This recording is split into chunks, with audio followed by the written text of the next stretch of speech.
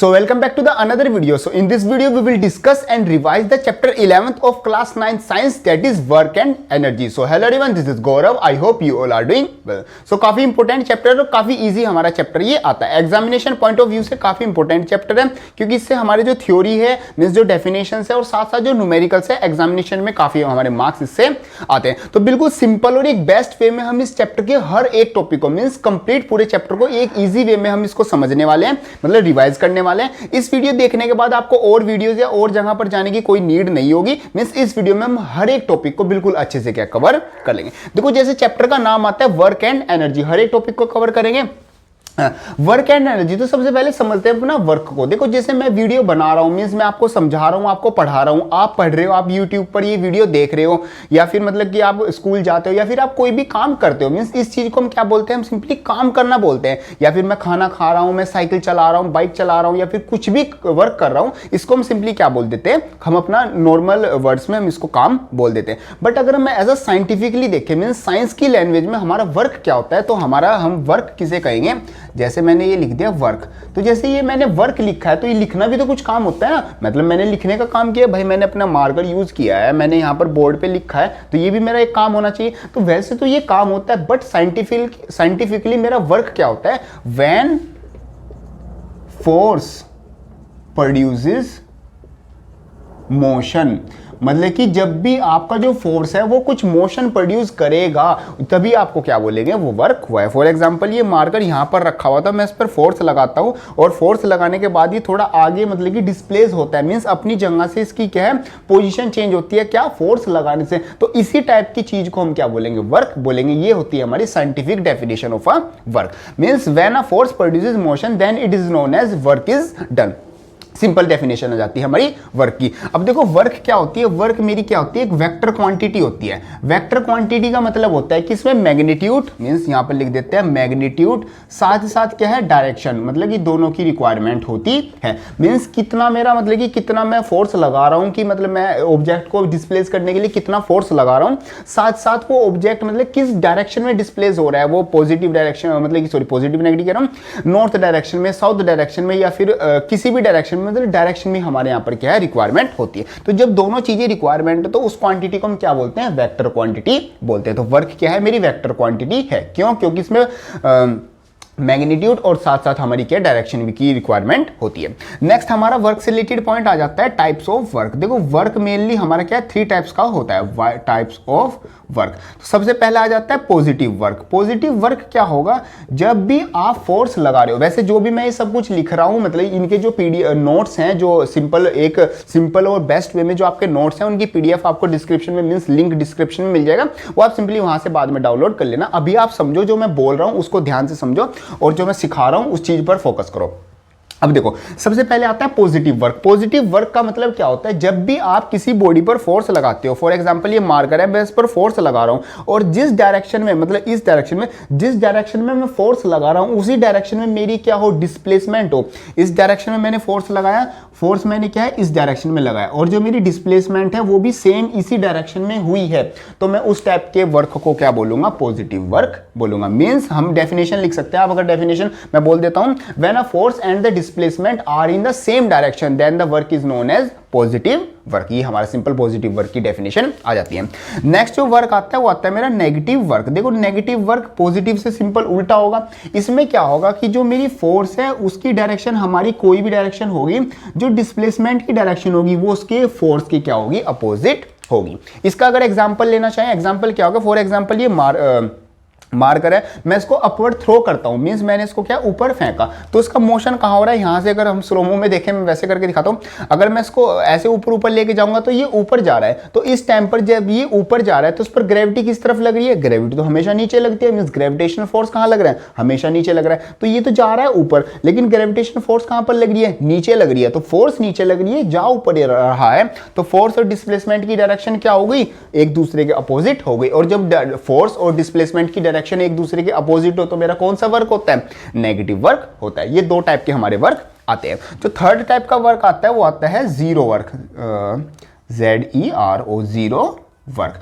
देखो zero work क्या है, जीरो वर्क हमारा दो तरीके से हो सकता है, या तो हमारी कोई डिस्प्लेसमेंट हो ही ना, मैंने क्या किया, ये बोर्ड है या ये वॉल है, मैं इसको क्या प्रेस कर रहा हूँ, मींस इसको धकेलने की कोशिश कर रहा हूँ और इसमें कोई भी डिस्प्लेसमेंट नहीं हुई, तो वहां पर वर्क कितना है, वो मेरा कितना है, जीरो है। या फिर मैंने कोई फोर्स लगाई नहीं, ये मार्कर है, ये मैं इस पर मतलब कि इतनी दूर से बस हाथ हिला रहा हूँ, मैंने इसको ना टच किया, मैंने इस पर कोई फोर्स ही नहीं लगाई, तो वहां पर फोर्स की वैल्यू कितनी होगी इस मार्कर पर, वो भी जीरो है। तो यहाँ पर वर्क भी कितना हो गया, वो भी मेरा क्या है, जीरो हो गया। तो ये सिंपल हमारे क्या है, थ्री टाइप्स ऑफ वर्क आ जाते हैं। वर्क क्या हो गया, when a force produces motion, three types के वर्क होते हैं। वर्क एक वेक्टर क्वांटिटी है जिसमें मैग्नीट्यूड और डायरेक्शन दोनों की रिक्वायरमेंट होती है।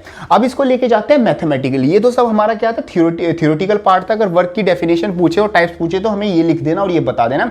अब हम इसको लेके चलते हैं मैथमेटिकली। मैथमेटिकली में क्या होता है, अभी हम जैसे बात करते आते हैं, वर्क क्या है, वर्क जब हम फोर्स लगाएंगे और डिस्प्लेसमेंट होगी, क्या होगा, फोर्स लगाएंगे और डिस्प्लेसमेंट होगी, तो उन दोनों के प्रोडक्ट को ही हम क्या बोलते हैं, वर्क बोलते हैं। तो ये हमारा क्या बन जाता है, एक तरीके से फॉर्मूला बन जाता है, F dot S means force और डिस्प्लेसमेंट की अगर हम दोनों की मल्टीप्लाई कर दें तो वो वैल्यू हमें क्या देगी, वो हमें वर्क देगी। फोर्स क्या आता है, फोर्स आपको पता है, एनी पुश और pull upon object is known as force. Displacement क्या होता है, डिस्प्लेसमेंट का मतलब होता है जब ऑब्जेक्ट की फोर्स लगाने से या फिर ऑब्जेक्ट की क्या पोजीशन चेंज हो विद द रेफरेंस और रेफरेंस पॉइंट से उसकी पोजीशन चेंज हो, तो उसको क्या बोलते हैं, उसको सिंपली डिस्प्लेसमेंट बोलते हैं। फोर्स की यूनिट क्या होती है, याद रखनी है, फोर्स की यूनिट होती है न्यूटन और जो डिस्प्लेसमेंट की यूनिट होती है वो क्या होती है, मीटर होती है। तो वर्क की जो हमारी यूनिट होगी, यहां पर लिख देते हैं, वर्क की यूनिट क्या होगी, वो होती है हमारी जूल।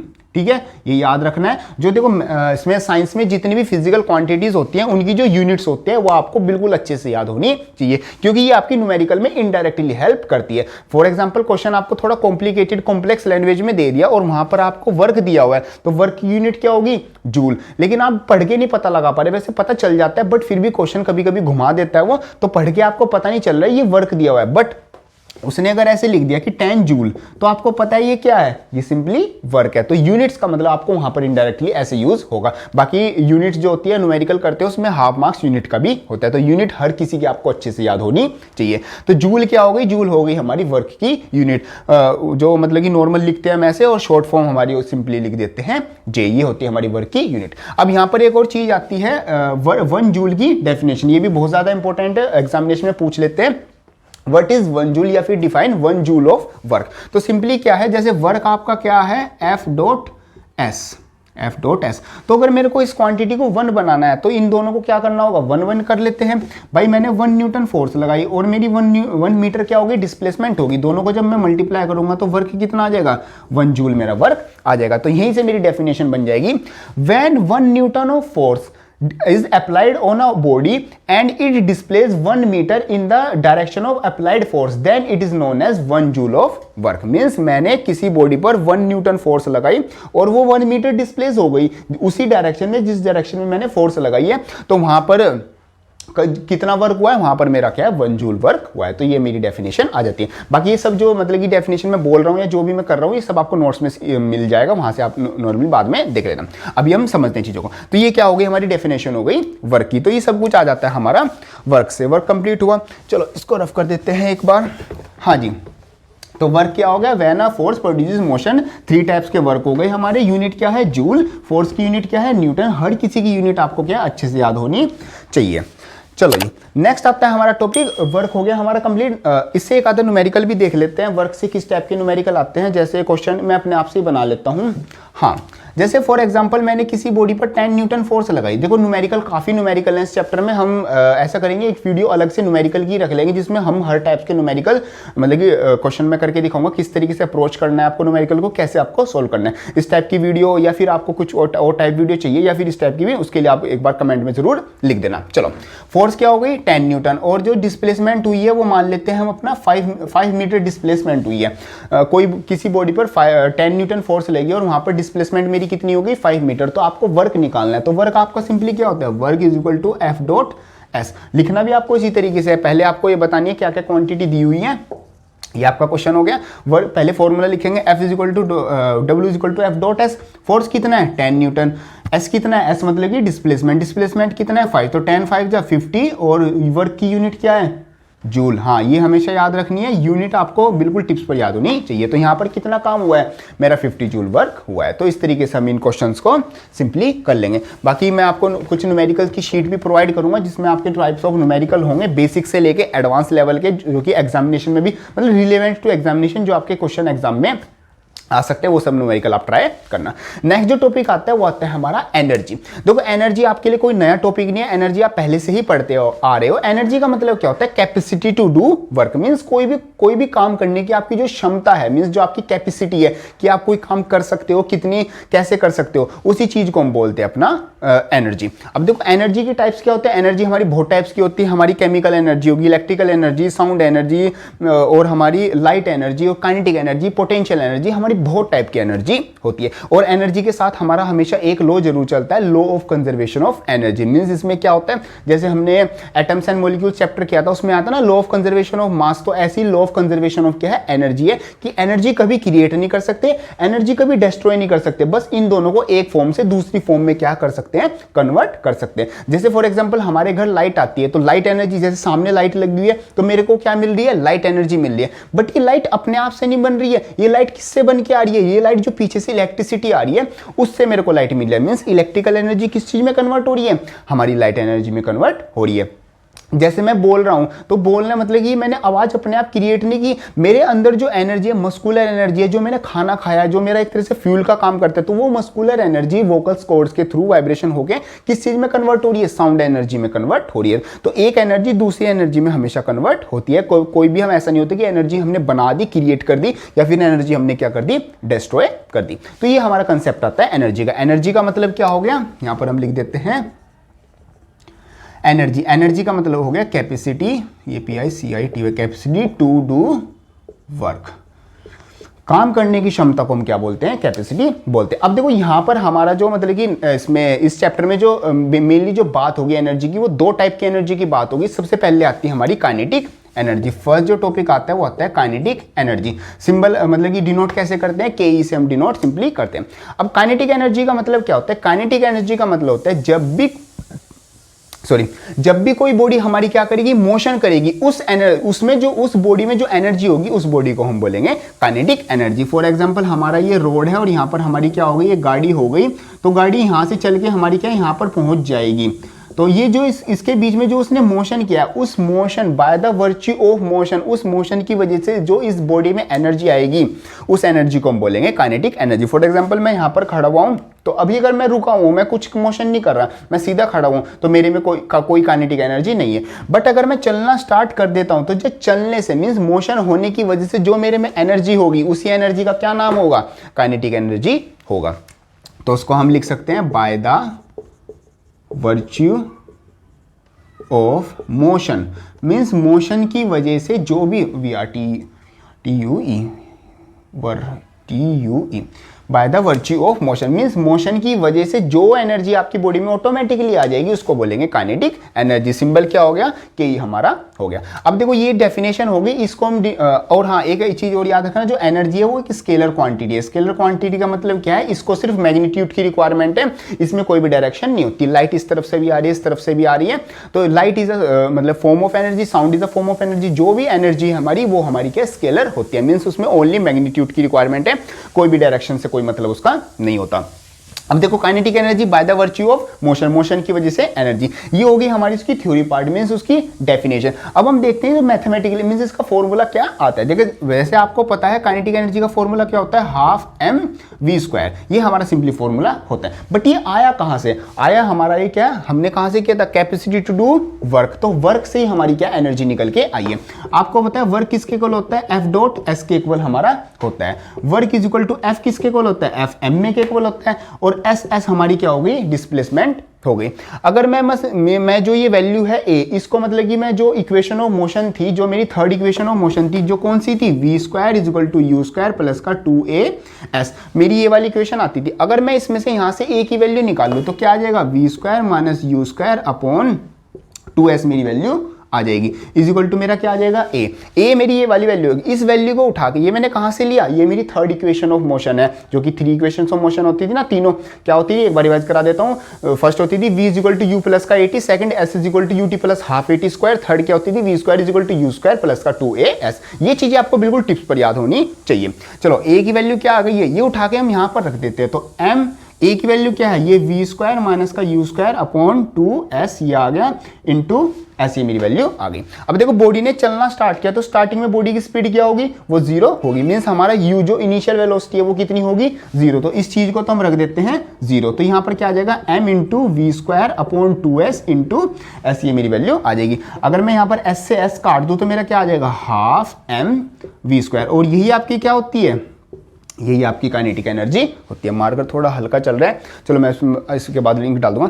हाँ, तो काइनेटिक एनर्जी की वैल्यू क्या आती है, हाफ एम वी स्क्वायर, ये हमारा क्या है मैथमेटिकल टर्म होती है। और जो एनर्जी होती है उसकी यूनिट भी क्या होती है, उसकी यूनिट भी हमारी जूल होती है। यूनिट आपको हमेशा अच्छे से याद होनी चाहिए, क्योंकि एनर्जी भी एक तरीके से वर्क ही है, तो इसकी भी हमारी यूनिट क्या हो गई, जूल हो गई। और जो kinetic energy half m v square होती है वो किसकी वजह, मतलब कैसे आती है, वो इस तरीके से आती है।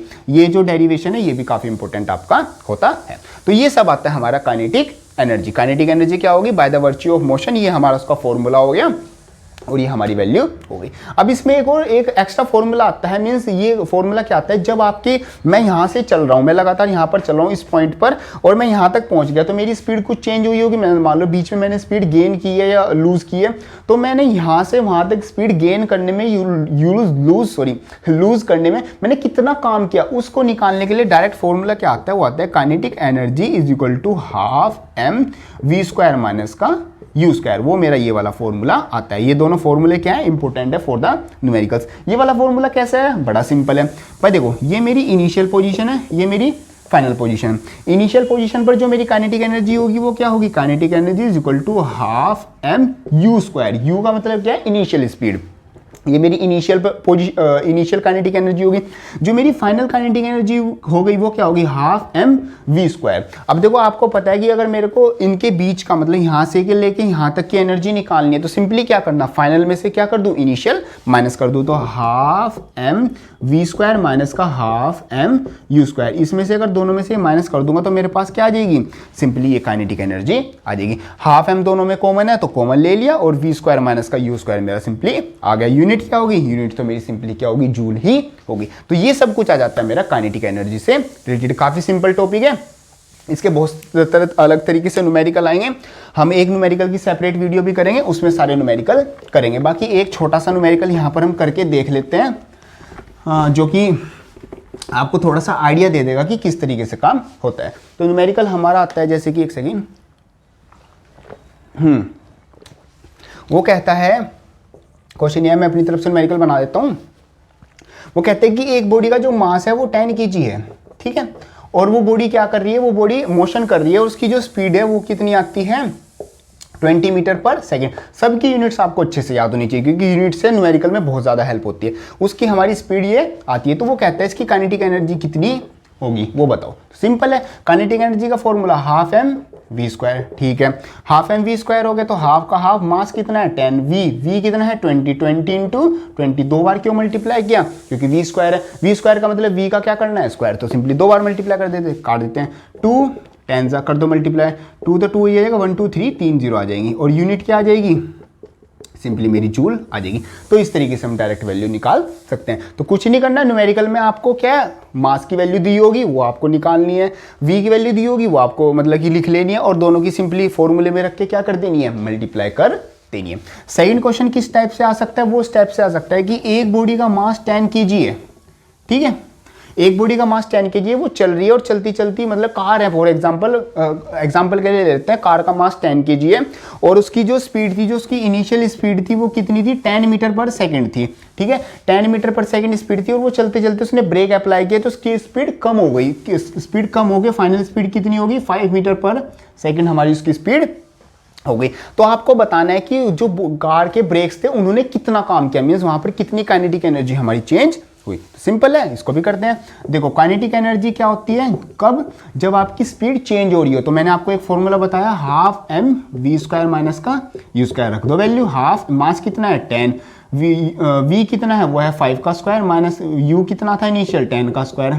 चलो इससे काट दो 5, या तो सिंपली आ जाएगा आपका 5, और 5 का स्क्वायर क्या होता है 25, 10 का स्क्वायर क्या होता है 100, कर दो जी मल्टीप्लाई 5 इंटू ये आ जाएगा 5 में से आ गए 75, इसके आपस में मल्टीप्लाई कर देंगे 5 आ जाए 25, 2 75 35 और 37, और ये आएगा नेगेटिव में। देखो नेगेटिव का मतलब क्या है, यहाँ पर क्या हुआ है रिटार्डेशन हुआ है। आप यहाँ पर नेगेटिव नहीं लगाओगे, काइनेटिक एनर्जी लिख दोगे तो भी नॉर्मल आपका यही सिंपली क्वेश्चन आएगा, या फिर आप यहाँ पर नेगेटिव है तो सिंपली नेगेटिव भी लगा सकते हो, आपका फिर भी सही जाएगा क्वेश्चन में, इसकी कोई प्रॉब्लम नहीं आएगी। तो काइनेटिक एनर्जी क्या होगी आपकी 375 क्या होगी जूल होगी। मतलब कि ब्रेक्स को इतना काम करना पड़ा आपको गाड़ी की इसकी इतनी स्पीड से लेके उतनी स्पीड करने में, ये इतना वर्क करना पड़ा। तो इस टाइप के सिंपल आपके न्यूमेरिकल आते हैं, इस टाइप के आपके न्यूमेरिकल हो गए। तो ये सब आपका हो गया किससे, काइनेटिक एनर्जी से। चलो जी काइनेटिक एनर्जी कंप्लीट। नेक्स्ट जो टॉपिक आता है हमारा, वो आता है हमारा पोटेंशियल एनर्जी। हम एक बार चेक भी कर लेते हैं, जो आपको नोट्स है वो सिंपली आपको मिल जाएंगे, बाकी मैंने जो मेन पॉइंट्स है वो लिख रखे हैं ताकि हमारा कोई भी पॉइंट क्या है छूटे नहीं, हम एक बिल्कुल सिंगल पॉइंट को, एक छोटे से छोटे पॉइंट को भी कवर करके चले। तो हमारी काइनेटिक एनर्जी हो गई कंप्लीट।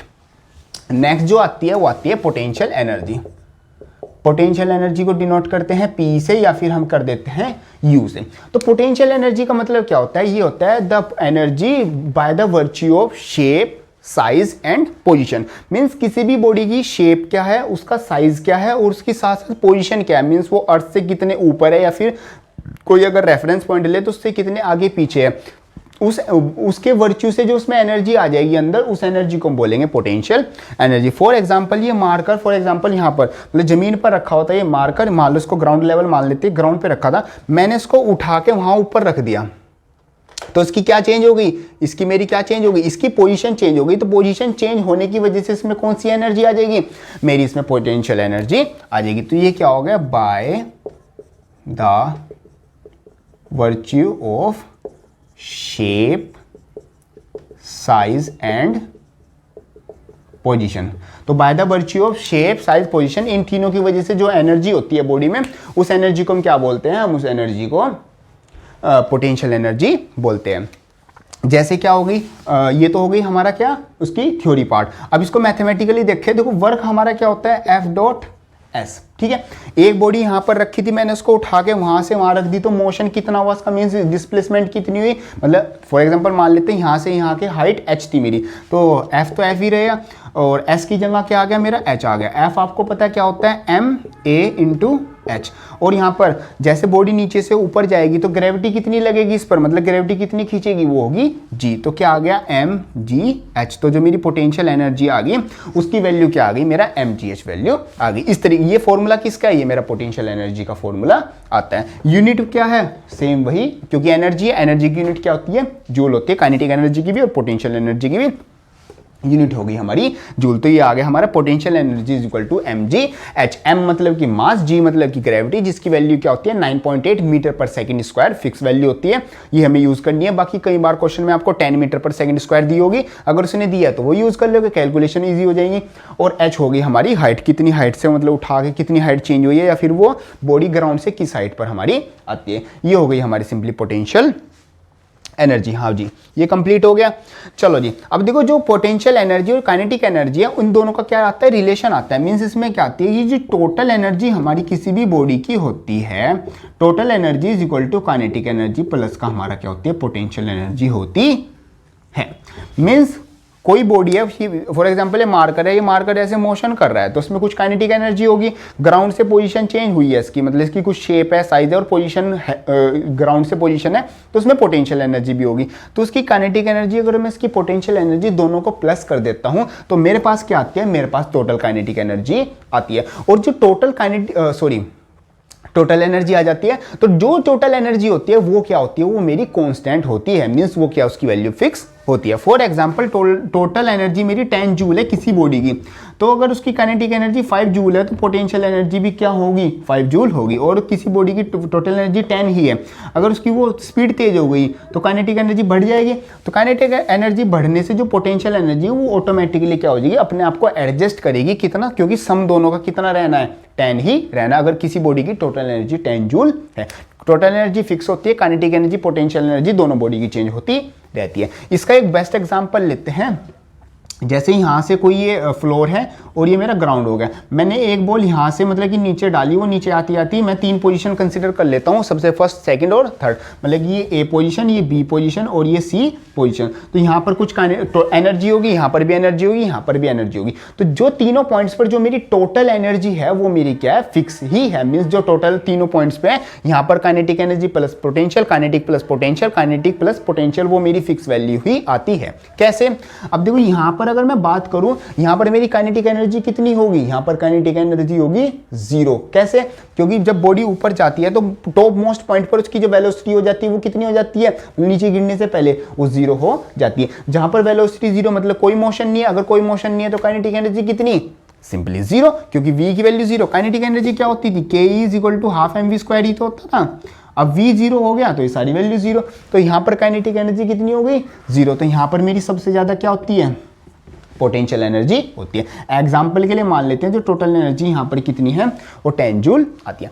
अब जैसे जैसे ये नीचे आएगी, इसकी जो स्पीड है वो क्या होती जाएगी, वो बढ़ती चली जाएगी, और हाइट क्या होती चली जाएगी, कम होती चली जाएगी। तो जैसे जैसे स्पीड बढ़ रही है तो काइनेटिक एनर्जी क्या होगी, बढ़ती चली जाएगी, और जैसे जैसे हाइट की वैल्यू कम हो रही है, पोटेंशियल एनर्जी क्या होती जाएगी, कम होती जाएगी। और एक पॉइंट पर आके काइनेटिक एनर्जी, पोटेंशियल एनर्जी, इन दोनों का सम फिर से यहाँ पर क्या होगा, 10 जूल ही होगा। मीन्स काइनेटिक एनर्जी की वैल्यू और पोटेंशियल एनर्जी की वैल्यू दोनों को सम करके क्या आएगी, 10 जूल ही आएगी। किसी भी पॉइंट पर आप ए से लेके सी पॉइंट तक किसी भी पॉइंट पर आप चेक कर सकते हो। बाकी इसका एक सिंपली एक डेरिवेशन आता है, वो हमें एक सेपरेट वीडियो में जो डेरिवेशन सीरीज है उसमें हम करेंगे। अभी आप ये समझो कि ये मतलब कंसेप्ट क्या होता है इसका। कंसेप्ट ये है कि जो टोटल एनर्जी है वो हमेशा क्या रहती है, कंजर्व रहती है, कांस्टेंट रहती है। थर्ड पॉइंट पे बात करते हैं। थर्ड पॉइंट पे बॉडी क्या आ गई, बिल्कुल ग्राउंड पर आ गई, हाइट कितनी हो गई, 0। ग्राउंड से कोई हाइट नहीं है तो पोटेंशियल एनर्जी कितनी हो जाएगी, 0 हो जाएगी, और उसकी स्पीड लास्ट पॉइंट पर टच होने से पहले क्या होगी, मैक्सिमम स्पीड होगी। तो यहाँ पर काइनेटिक एनर्जी क्या होगी, काइनेटिक एनर्जी मैक्सिमम होगी, और जो टोटल एनर्जी होगी वो हमारा 10 जूल ही होगी। तो ये हमारा क्या आता है, हमारा पोटेंशियल एनर्जी से रिलेटेड आता है। ये क्या होगी, जो टोटल एनर्जी होती है वो हमारी क्या होती है, कंजर्व होती है। अब देखो यहाँ पर एक और कंसेप्ट आता है, वो आता है कि जो पोटेंशियल एनर्जी है वो क्या है, वो मेरी कंजर्वेटिव है इन नेचर। इसका क्या मतलब है, कंजर्वेटिव का मतलब होता है कि वो पाथ पर डिपेंड नहीं करती। फॉर एग्जाम्पल मैं यहाँ से, मुझे वहां तक जाना है तो मैं एक रास्ता तो ये सीधा ऐसे जा सकता हूँ, या फिर दूसरा रास्ता क्या है, मैं यहाँ से मैं ऐसे करके जा सकता हूँ, पहले इधर गया, फिर इधर गया, फिर इधर गया, फिर इधर गया। वैसे तो ऐसा कुछ चलेगा नहीं, बट फिर भी मतलब मैं 2 पाथ से जा सकता हूँ। तो उसका एग्जाम्पल लेते हैं, ये मेरा फ्लोर हो गया और ये मेरा ग्राउंड हो गया, ठीक है। मैं एक फॉर एग्जाम्पल मैं एक स्टूडेंट और मेरे सामने दूसरा एक बच्चा आ गया, तो यहाँ से, या फिर आप हो और आपका एक फ्रेंड है, तो ये ए है, ये बी फ्रेंड है। ये इसने क्या किया, इसको फर्स्ट फ्लोर पर जाना था, ये सीधा बेचारा चुपचाप ऊपर गया। आप क्या गए, आप पहले यहाँ गए, फिर इधर गए, फिर इधर, फिर इधर, फिर आप ऊपर गए, ठीक है। ये पाथ क्या हो गया, पाथ फर्स्ट, और ये क्या हो गया, पाथ सेकेंड। दोनों की मतलब कि दोनों गए एक ही जगह पर। एच हाइट यहाँ पर से यहाँ से लेके यहाँ तक है, और एच ई हाइट यहाँ से लेके यहाँ तक है।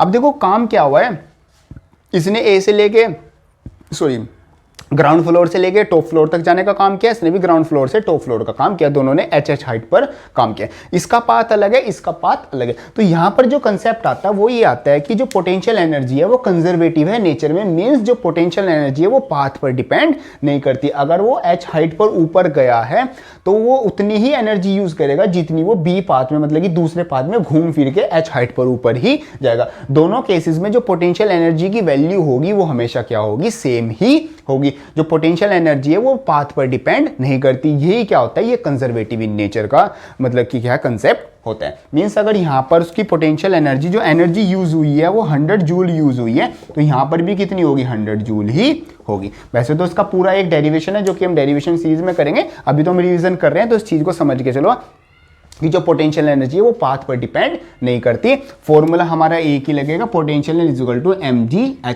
अब देखो h तो दोनों में सेम है, मास भी दोनों बॉडी का सेम है, ग्रेविटी तो हर बॉडी पर लगती ही सेम है। तो जब h सेम है तो u की वैल्यू u1 और u2 mgh। जब h दोनों का सेम हो गया, g सेम होता ही है, मास दोनों बॉडी का। ये भी 1000 तो ज़्यादा हो जाएगा बच्चों का मास, 60 kg ये था, 60 kg ये था, जब दोनों समान लेके ऊपर गए हैं या फिर दोनों गए हैं तो दोनों की जो पोटेंशियल एनर्जी वो भी क्या होगी, सेम ही होगी। तो ये कंसेप्ट आता है हमारा कि potential energy is conservative in nature, means work is conservative, path पर डिपेंड नहीं करता। तो ये हमारा टॉपिक क्या हो जाता है, क्लियर हो जाता है। चलो जी, आई होप आपकी अब तक जो समझाया है वो सब कुछ अच्छे से समझ में आ गया होगा। बाकी अगर फिर भी बीच में कोई आपका डाउट आता है तो उसको मतलब कमेंट बॉक्स में लिख देना या फिर मेरे को मैसेज कर देना, हम उसको मैं क्या मतलब उसको भी क्लियर कर लेंगे। अब नेक्स्ट टॉपिक पर चलते हैं। नेक्स्ट टॉपिक आता है हमारा पावर। पावर एक छोटा सा टॉपिक है इस चैप्टर से, लेकिन एक दो क्वेश्चन या फिर डेफिनेशन इससे आ जाती है।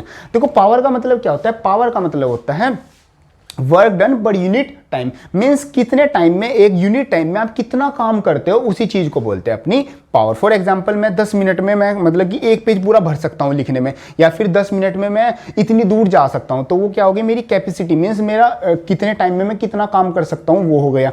और किसी और काम को मैं कितने टाइम में कितना काम कर सकता हूं उसी को हम बोलते हैं अपना पावर। मीन्स पावर क्या होगी, power is equal to work done upon time taken. और यही इसका क्या बन जाता है, यही इसका फॉर्मूला बन जाता है। Power is equal to work done upon time taken, कि कितने टाइम में मैंने कितना काम किया है। इसकी जो यूनिट होती है वो क्या होती है, वो होती है वॉट, यूनिट होती है वॉट। और जो बिगर यूनिट होती है वो होती है किलो वॉट। किलो वॉट का मतलब होता है 1 kilowatt is equal to 1000 watt आता है। जहां पर भी किलो होगा वहां पर सिंपल आप 1000 मान के, मतलब मान के क्या 1000 होता है। ये हो गया हमारा पावर। पावर मतलब क्या हो गया, work done upon time taken, और यूनिट हो गई वोट, और 1 किलो वोट हमारा ये 1000 वोट के इक्वल आता है। ये आता है 10 से। चलो नेक्स्ट इसमें जो छोटा सा टॉपिक आता है वो आता है commercial unit, commercial unit of power. ये आपके घर में भी यूज होती है commercial unit of power. Means हम इलेक्ट्रिसिटी हर कोई यूज करता है घर में, तो जो लाइट्स हो रही है, मतलब घर में जो भी इलेक्ट्रिकल अप्लायंसेस है वो इलेक्ट्रिसिटी को यूज करते हैं। तो हमारी जो इलेक्ट्रिसिटी काउंट होती है वो यूनिट्स में काउंट होती है। मीन्स आपने बिल पे देखा होगा, अगर आप कभी बिल देखना अपने घर में जो बिल आता है उसमें ये लिखा रहता है कि आपने 500 यूनिट यूज की, 400 की या 1000, कितनी भी यूनिट्स यूज की, वो क्या आपकी यूनिट्स में काउंट होती है। अब यूनिट्स क्या होता है कि आपकी जो क्या होती है, ये हो गया किलोवाट। तो अगर हम लिखे 1 किलोवाट आवर, मतलब कि 1 घंटे में 1 किलोवाट एनर्जी अगर हमारी यूज हुई है तो उसको हम बोलते हैं 1 यूनिट। 1 यूनिट क्या होगी, हमारी कमर्शियल यूनिट ऑफ पावर होगी। एग्जामिनेशन में यहां से क्वेश्चन पूछते हैं कि what is the commercial unit of power, this is 1 kilowatt. और ये होती किसके इक्वल है, ये कैसे आती है, ये आती है 3.6 इंटू 10 की पावर 6 जूल के इक्वल आती है। कैसे आती है वो देख लेते हैं। किलोवाट, किलोवाट कितने वोट के इक्वल है, 1000 लिख लो,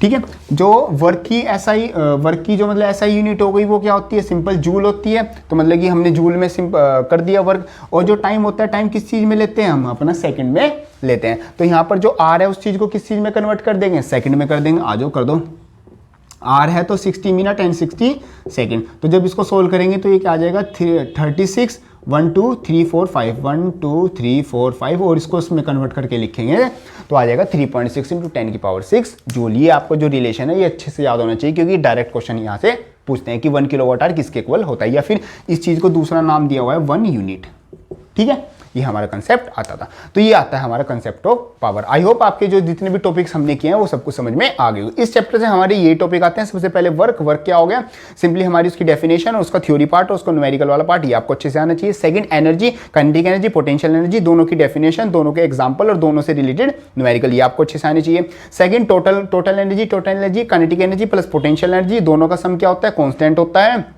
और जो पोटेंशियल एनर्जी होती है, मींस जो वर्क करते हैं हम हाइट से रिलेटेड, वो क्या होता है, कंजर्वेटिव इन नेचर होता है। और जो टोटल एनर्जी होती है वो भी कंजर्व होती है। ये हमारा कंसेप्ट आता है। थर्ड हमारा क्या आता है, पावर। पावर मींस क्या है, जो आप वर्क कर रहे हो पर यूनिट टाइम, आप 1 यूनिट टाइम में कितना काम कर सकते हो, वो आपकी क्या होगी, पावर होगी। पावर की यूनिट होती है वोट, 1 किलोवाट 1000 वोट के इक्वल होता है। कमर्शियल यूनिट हमारी क्या होती है, 1 यूनिट हमारी होती है। तो इस तरीके से हमारे पूरा चैप्टर कंप्लीट हो जाता है। आई होप आप जितने भी हमने टॉपिक्स किए वो आपको अच्छे से क्लियर हो गए होंगे। अभी भी अगर आपका इससे रिलेटेड या किसी भी टॉपिक से रिलेटेड कोई भी डाउट आता है तो आप उसको कमेंट बॉक्स में लिख देना, या फिर मेरे को इंस्टाग्राम पे या फिर जो भी आपको मतलब कि कॉन्टैक्ट डिटेल्स, कॉन्टैक्ट जहां पर भी आप मेरे को मैसेज कर सकते हैं वो मेरे को मैसेज कर देना। हम उसको मतलब कोई भी प्रॉब्लम है उसको सॉल्व कर देंगे। बाकी जो न्यूमेरिकल्स वीडियो है और जो डेरिवेशन वीडियो और जो कंसेप्ट, एक एक कंसेप्ट की वीडियो, वो भी आपके चैनल पर मतलब इसी चैनल पर आने वाली है। तो जो blue sky 9th and 10th का चैनल है उसको भी आप सब्सक्राइब कर लेना। बाकी वीडियो अच्छी लगे तो उसको लाइक जरूर कर देना और एक अच्छी सी कमेंट भी जरूर छोड़ देना। मिलते हैं अपनी नेक्स्ट वीडियो में, तब तक के लिए थैंक यू।